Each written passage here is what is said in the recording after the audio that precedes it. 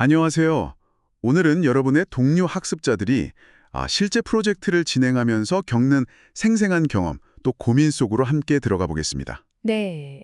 아이디어를 현실로 만들고 또 복잡한 기술적 난제를 풀고 최신 트렌드를 따라잡으려는 그런 노력들, 그 속에서 우리가 놓치지 말아야 할 핵심 통찰을 한번 찾아보죠. 네, 정말 옆에서 같이 스터디하는 것처럼 그런 생생한 대화들이죠.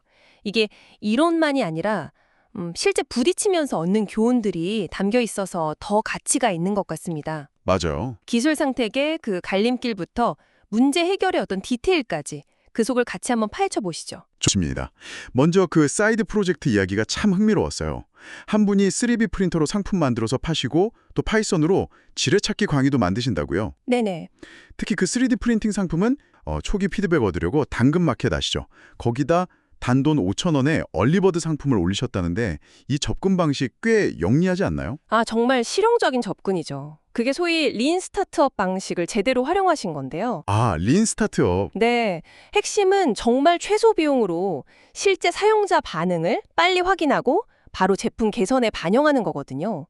특히 당근마켓을 약간 테스트베드처럼 활용해서 잠재 고객 목소리 직접 듣고 그걸로 상세 페이지까지 개선하겠다. 이건 정말 똑똑한 선택입니다. 그렇죠. 단순히 아이디어 구상만 한 게 아니라 바로 실행하고 검증하는 모습. 정말 인상 깊었어요. 그런데 이 과정에서 프린터도 바꾸셨더라고요. 네, 맞아요. 기존에 좀 작은 거 쓰시다가 A1 미니였나요? 거기서 이제 벤브레 P1S 콤보로 바꾸셨는데 이게 그냥 더 비싼 거 산 게 아니라 딱 명확한 이유가 있었죠? 맞습니다. 그게 핵심은 문제 해결이었던 거죠. 기존에 PLA 소재가 있었는데 이게 컴퓨터 본체 열기 같은 거에 좀 변형될 수 있다. 이런 문제를 발견하신 거예요. 열 때문에? 네. 이걸 해결하려면 녹는 점이 좀 더 높은 PETG 같은 그런 소재가 필요했던 거죠. 근데 이제 새 프린터는 이런 다양한 소재를 좀 안정적으로 뽑을 수 있는 기능? 예를 들면 코어 XI 방식이라든지 밀폐형 구조라든지. 안정성이 중요하군요. 그렇죠. 그리고 AMS라고 자동 재료 교체하는 거? 이런 편의성까지 갖췄으니까 이건 단순 투자가 아니라 정말 필수적인 솔루션 도입에 가까운 거죠. 그렇네요. 도구가 진짜 어떻게 결과랑 효율을 바꾸는지 보여주는 아주 좋은 예시입니다. 그리고 이전에 인프런에 올리셨던 강의가 100개나 팔려서 자신감을 얻었다는 이야기도 기억에 남아요. 일단 끝내보는 경험의 힘, 이걸 되게 강조하셨죠? 네, 맞아요. 이런 경험들이 쌓여서 더 큰 도전을 하게 만드는 것 같습니다. 자, 그럼 이제 좀 기술적인 고민으로 넘어가 볼까요? 네. 게임 AI 같은 데서 상태를 관리하는 FSM하고 비헤이비어 트리, BT라고 하죠. 이거에 대한 논의가 있었어요. 어떤 차이가 있고 이게 왜 중요할까요? 상태 관리라는 게 복잡한 시스템 만들 때 정말 핵심인데요. FSM, 그러니까 유한 상태 기계는 상태 전이 조건이 명확하고 수가 적을 때는 아주 직관적이고 효율적이에요. 네. 근데 이제 조건이 많고 복잡해지면 상태 연결이 거의 거미줄처럼 얽혀서 관리하기가 좀 어려워지는 단점이 있죠. 복잡해지면 좀 그렇군요. 네. 반면에 이제 BT, 비헤이비어 트리는 매 순간 우선순위에 따라서 행동을 결정하는 방식이라서 좀 더 유연하고 복잡한 상황에 대처하기가 좋습니다. 그런데 매번 조건을 판단해야 하니까 연산 부담은 조금 더 있을 수 있죠.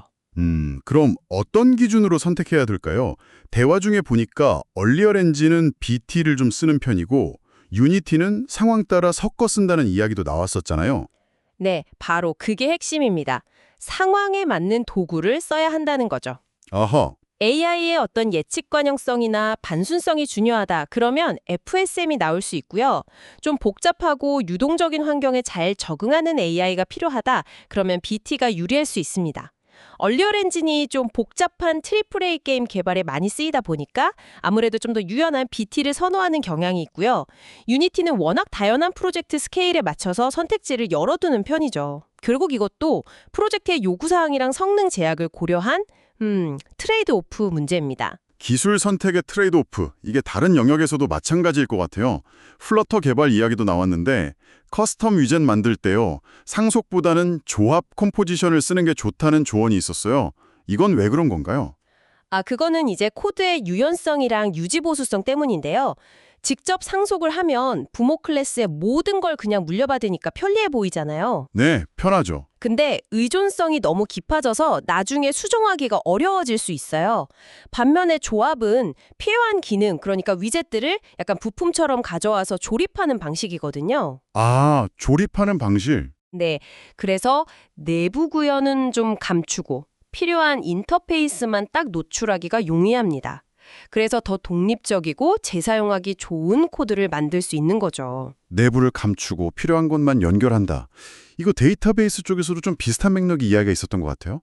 플러터에서 로컬 DB로 드리프트 라이브러리 사용한 경험인데 SQL 지식이 꽤 필요하다고 했죠. 네, 맞아요. 그래도 강력하다. 특히 데이터 처리 방식이 인상 깊었습니다. 네, 드리프트가 딱 SQL의 강력함이랑 다트의 편리함, 그 사이를 연결해주는 약간 다리 같은 역할을 해요. 아, 다리 역할. 네, 테이블 클래스 이름 끝에 그냥 S만 붙이면 관련 객체, 예를 들어 유저스 테이블이면 유저 객체를 알아서 만들어주고 데이터 수정하거나 삽입할 때는 컴패니언 객체라는 걸 써서 아이디 같이 자동 증거하는 필드 같은 건 신경 안 쓰게 해주고 이런 편의 기능이 많죠.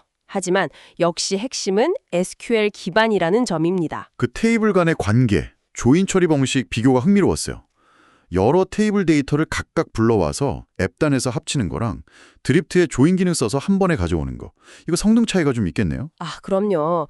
각 테이블을 따로 조회하면 DB 접근, 그러니까 트랜잭션이 여러 번 발생하잖아요. 그렇죠. 근데 SQL 조인을 활용하면 단 한 번의 쿼리로 필요한 데이터를 싹 묶어서 가져올 수 있습니다. 데이터 양이 많아지면 이 차이가 성능에 꽤 큰 영향을 줄 수 있죠. 드리프트는 바로 이런 SQL의 장점을 잘 활용하도록 돕는 거고요.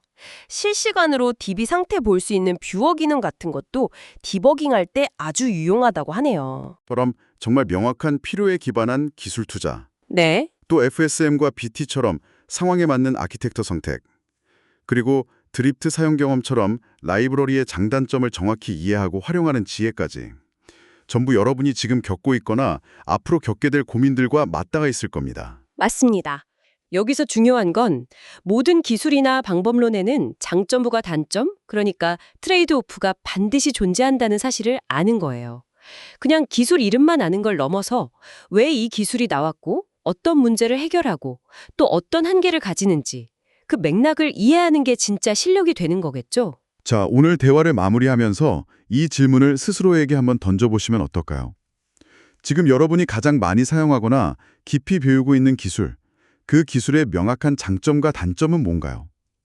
그리고 그로 인해서 내가 감수해야 하는 트레이드오프는 무엇인지 구체적으로 설명할 수 있나요? 어쩌면 이 질문에 답하는 과정이 여러분의 성장을 더 빠르게 이끌지도 모릅니다.